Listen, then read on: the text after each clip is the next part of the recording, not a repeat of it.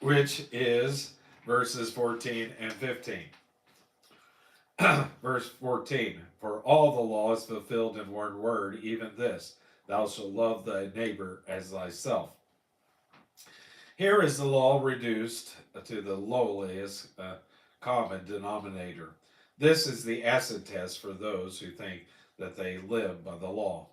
Thou shalt love thy neighbor as thyself. The word is love. 15. But if ye bite and devour one another, take heed that ye be not consumed one of another. I have always wanted to preach a sermon on this text, and I would have entitled it Christian Cannibals. Do you know that in many churches today, the Christians bite, eat, and devour one another? The bite is as bad as that of a mad dog. There is nothing you can take that will cure the wound. All you can do is suffer. There are a lot of mad dogs running around today.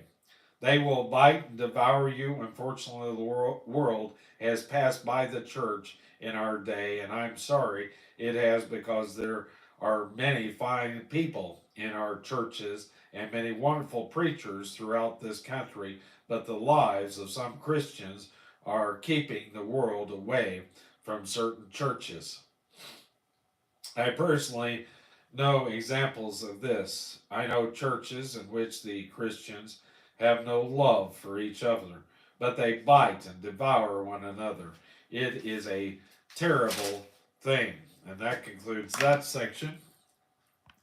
Now we're going, oops, I didn't hit the button. Now we're going to move on to the next section, which is a strange section. It is the introduction to chapter 16.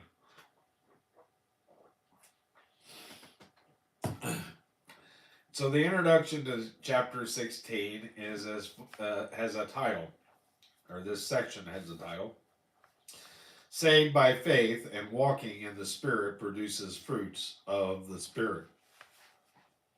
Now Paul is going to contrast what it is to live in the desires of the flesh with the walk of the Spirit. This whole section gives the modus operandi. As we enter this important section, I want to make a recapitulation and tie it in with what we have had.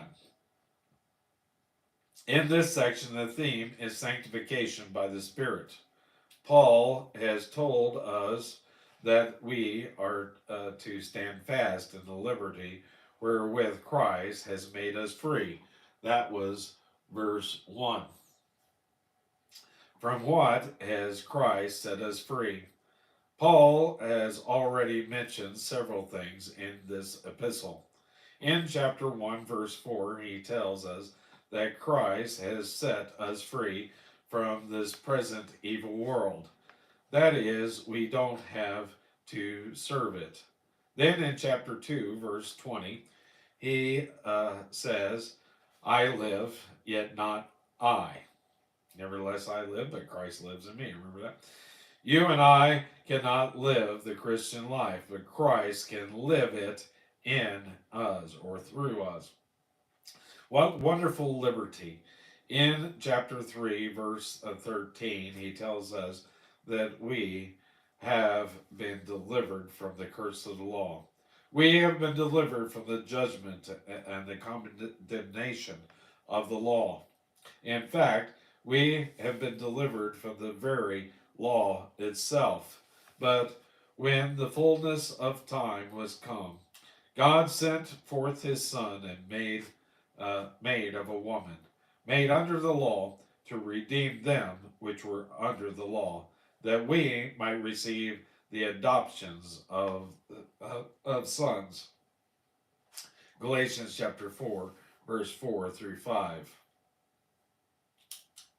Now Paul is going to contrast what it is to live in the desires of the flesh with the life of walking in the Spirit here